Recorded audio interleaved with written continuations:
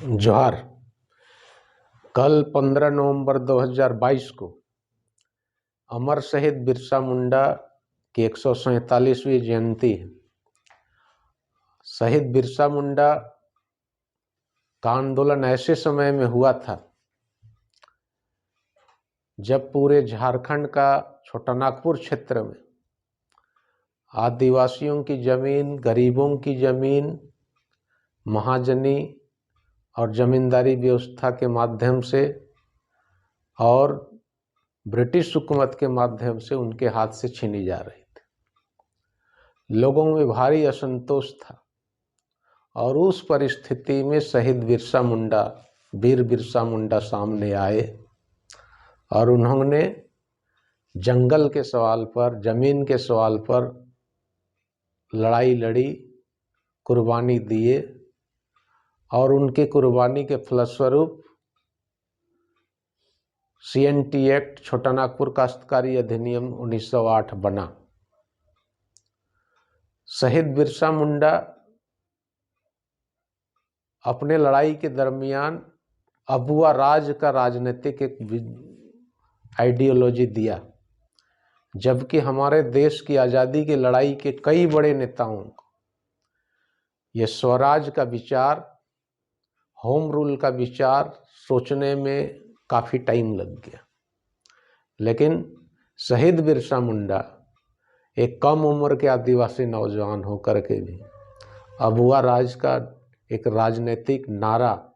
एक राजनीतिक सोच, राजनीतिक विचार हमारे सामने, देश के सामने, दुनिया के सामने रखा और उसके लिए उन्होंने कुर्बानी का रास्ता चुना। वो चाहते तो समाज सुधार का आंदोलन को आगे बढ़ा सकते थे, अपनी जान की रक्षा कर सकते थे, लेकिन उन्होंने क्रांतिकारी रास्ता चुना, अपने टीम में चर्चा करके क्रांतिकारी रास्ता चुना। आज जब हम लोग 147वीं जयंती उनका मना रहे हैं, तो आज हम देख रहे हैं कि जिन सवालों को लेकर के उन्होंने आंदोलन और कुर्बानी दिया था, आज वो सवाल और ज़्यादा मुखर होकर के सामने आ गया। शहीद बिरसा मुंडा के टाइम में उन्होंने नारा दिया था, उन्होंने बताया था कि ये जितने पगड़ी और टोपी वाले हैं शोषक हैं और उन लोग एक, चाहे वो अंग्रेज हुकूमत की पुलिस हो, चाहे उस जमाने का अंग्रेजी हुकूमत द्वारा थोपे गए जमींदार हों, या इसी तरीके से टोपी पहनने वाले लोग हों, उनका कहना था ये शोषक हैं और इनके खिलाफ में उन्होंने नारा दिया, इन दिकुओं को मार भगाना पड़ेगा। आज हमको उनका कुर्बानी से सीख लेते हुए आज जो शोषण है जमीन से लेकर आदिवासियों के तमाम अधिकारों का, हमको उनके आंदोलन से, जो उनका महाजनी व्यवस्था के खिलाफ, जमींदारी व्यवस्था के खिलाफ, उनको उनके मातहत जो पुलिस व्यवस्था का शोषण के खिलाफ और सबसे ऊपर ब्रिटिश हुकूमत के खिलाफ जो उन्होंने लड़ाई लड़ी थी, और उस लड़ाई से बड़े लाट साहब का सिंहासन जो शिमला में था वो डोल गया था। आज ठीक वही परिस्थिति है हमारे सामने कि आज हमारे झारखंड में आदिवासियों का, यहाँ के रैयतों का, यहाँ के लोगों का जंगल, जमीन, खनिज, उनके अधिकार की समस्या और ज़्यादा विकराल रूप में सामने आ गया। आज हम देख रहे हैं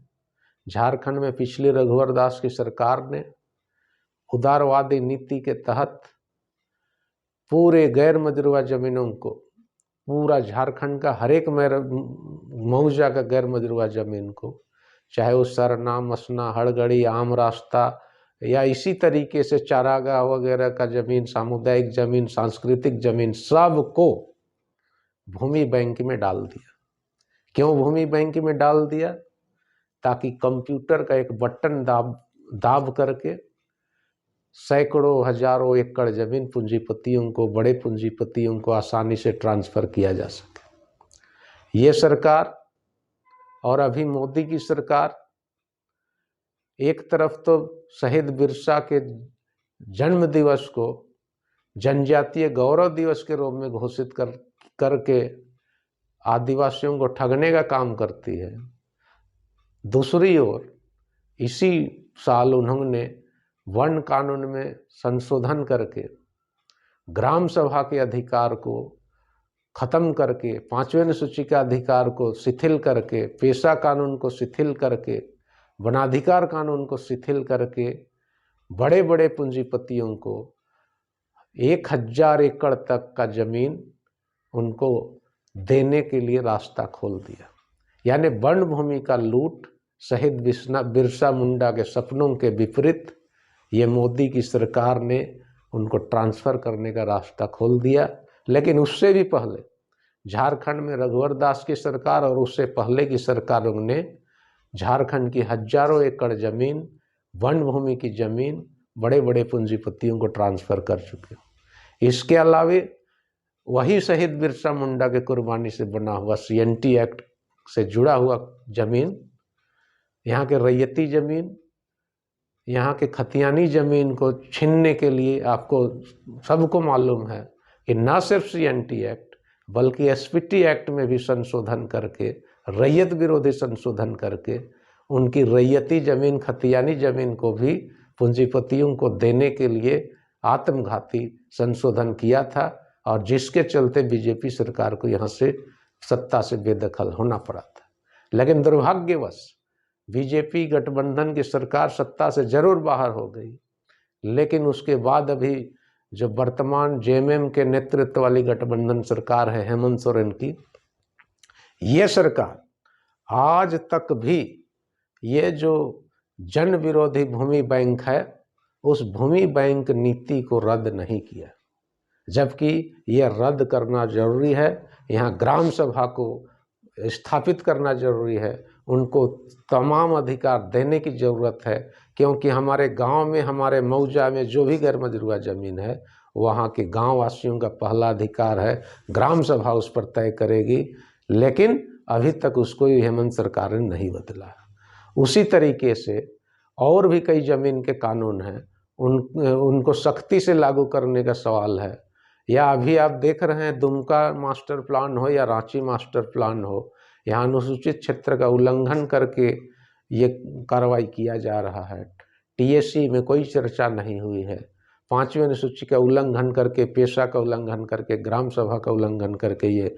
कार्यक्रम चलाया जा रहा है। तो इस परिस्थिति में ये सरकार जो है उन जन विरोधी नीतियों को जो रघुवर सरकार ने बनाई थी उसको नहीं बदला। उसी तरीके का और एक उदाहरण है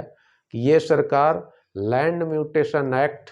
या फिर लैंड रिकॉर्ड मेंटेनेंस एक्ट अभी तक नहीं बनाई रघुवर सरकार, और ये सरकार भी नहीं बनाई। और नतीजा है कि आज